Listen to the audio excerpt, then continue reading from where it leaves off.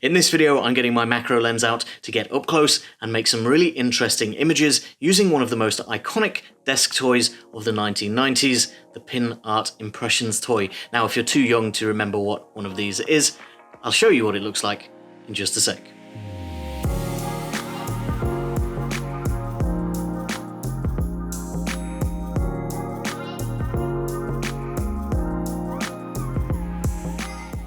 Hi guys, I'm Ben from Adaptalux, and today we're taking a look at the Pin Art Impressions desk toy. Now, these were probably second only to the Newton's Cradle in executive toys. You would find these on people's desks, particularly in the 90s, but into the 2000s.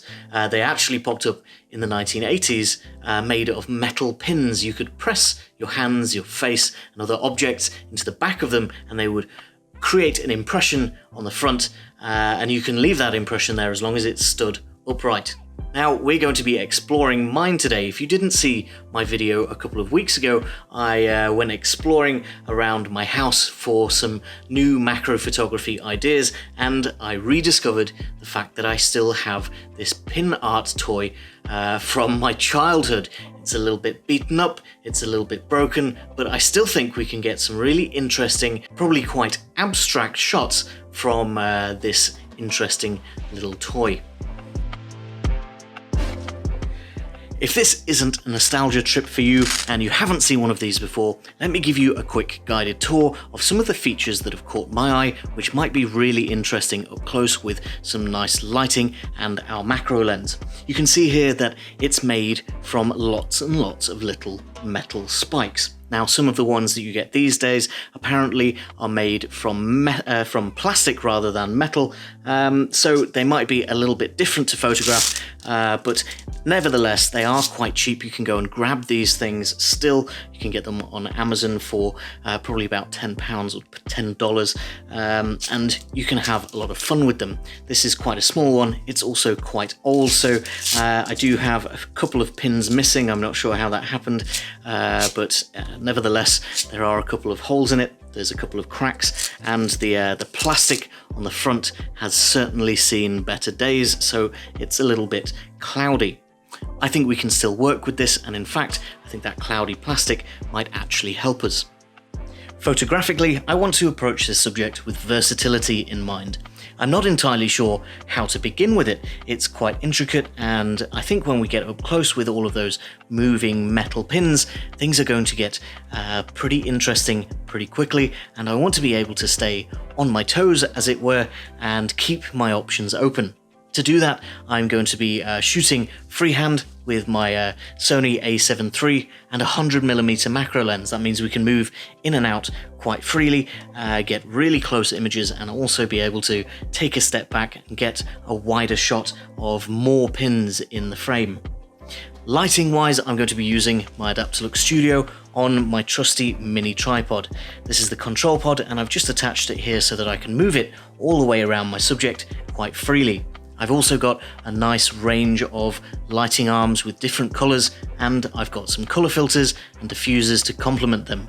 I think with all of this put together, we can get some really interesting abstract shots using our little pin toy.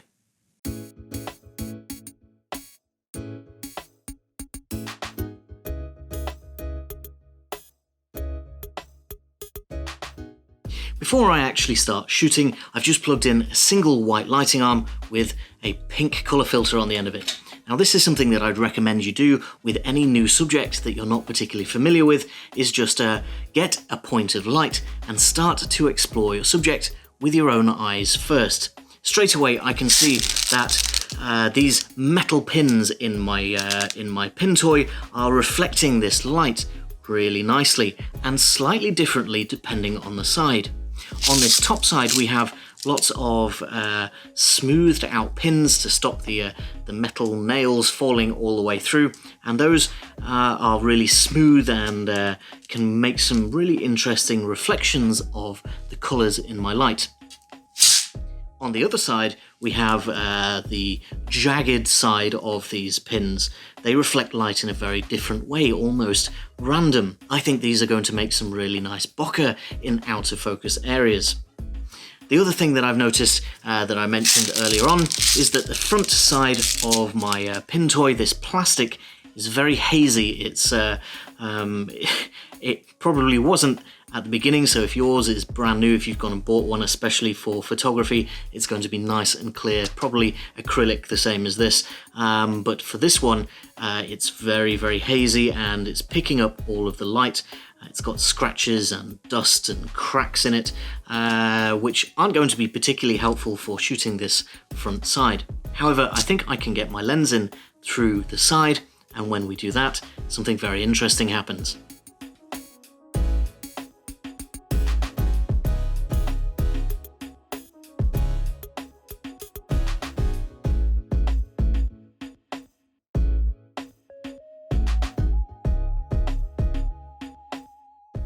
As you can see there from those initial few shots, looking in from the side is going to be a really great approach.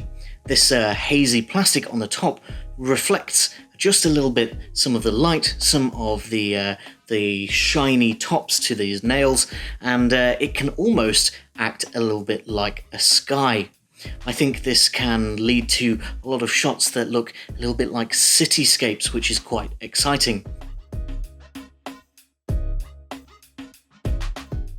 This toy was obviously designed to press items into the back of it and get that impression on the front. It's a pretty simple concept, but it's a very satisfying one, and it's very, very tactile to be pressing your hands and different objects into it. And when you get to photography, it multiplies that satisfaction simply because you're trying to achieve a goal. Looking from the side, you are going to see all of these different pins at different heights, but it's not the only factor here. There's also depth to consider.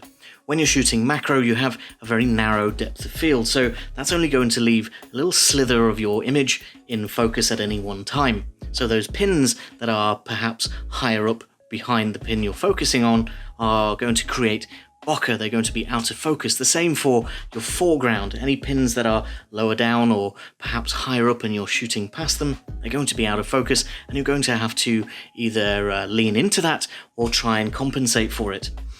You can focus stack with this subject, but I'm actually preferring that really out of focus, soft focus look with a lot of bokeh in the background. Lighting the pins at the back or at the front in a contrasting colour tone is really interesting. I'm now going to flip over my toy. The underside of these pins have a very different texture to them. The top side is nice and smooth and each one is rounded. The bottom side, they're slightly jagged and they look as though they've simply been cut off manually using some wire cutters or something like that. So the jagged aspect is going to be really interesting when it comes to our lighting.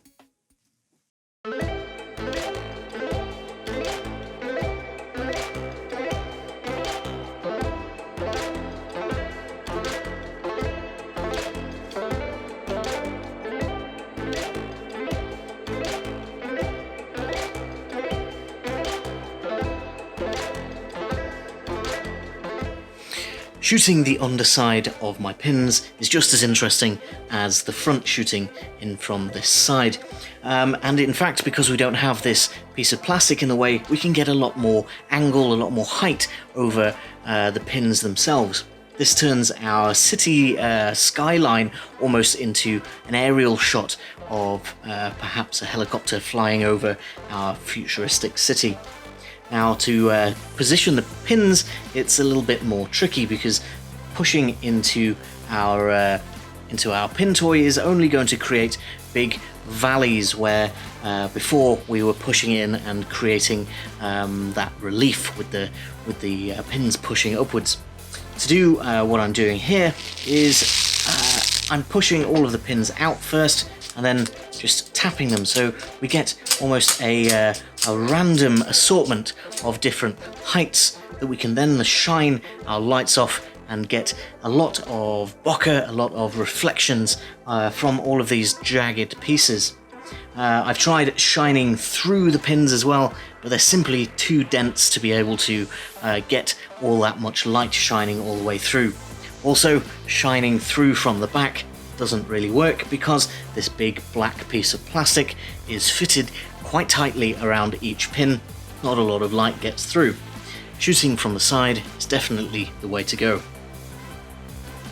If you're a particularly keen-eyed subscriber, or you've seen a lot of our macro photography tutorials in the past, you'll probably know that I'm a bit of a fan of sci-fi. I take a lot of inspiration for my work from films like Blade Runner. So I've been using a lot of sci-fi color schemes to complement the reflective surfaces in this subject. I've been using a lot of pinks and purples, blues, all in different ways to reflect off the jagged surfaces on the underside and those smooth surfaces on the top, with those shapes poking up, shining it off the plastic, creating a sort of sky.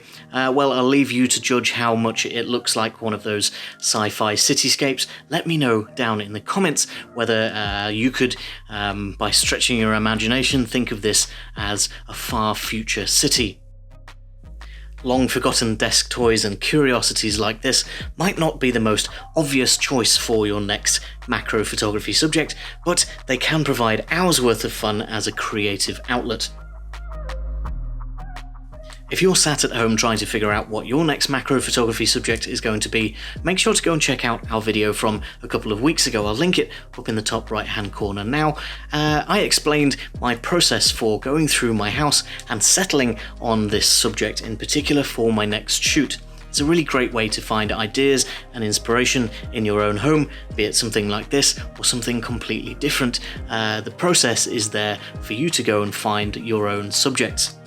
If you enjoyed this subject, my little pin art board, make sure to give the video a like and leave me a comment to tell me what you thought, so that I know that I'm doing a good job and that you like this type of content. If you haven't already, make sure to subscribe so that you don't miss any new macro photography tutorials, ideas and inspiration in the future. But for now though guys, thank you very much for watching, and I'll see you next time.